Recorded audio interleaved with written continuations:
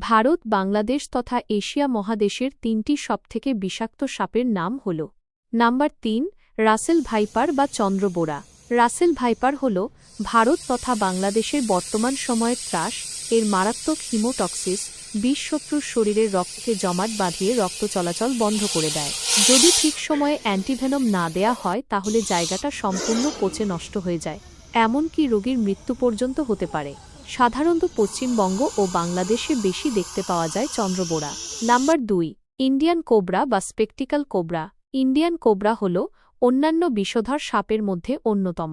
এর নিউরোটক্সিক বিষ যে কোনো প্রাণীর স্নায়ুতন্ত্রকে আঘাত হানে প্রাণীকেই মেরে ফেলতে পারে। ইন্ডিয়ান কোবরার এক ফোঁটা বিষ একটি পূর্ণবয়স্ক হাতিকে মেরে ফেলতে পারে। স্বভাবগতভাবে এরা খুব অ্যাগ্রেসিভ হয়। নাম্বার ১, কিং কোবরা বা শঙ্খচূড়।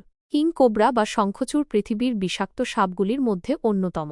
এটা লম্বায় প্রায় ২০ ফুট হয়ে থাকে। এর নিউরোটক্সিক বিষ যে কোনো প্রাণীর প্রাণ কেড়ে নিতে পারে। কিং কোবরার এক ফোঁটা বিষ ৩০ জন মানুষকে অনায়াসে মারতে পারে।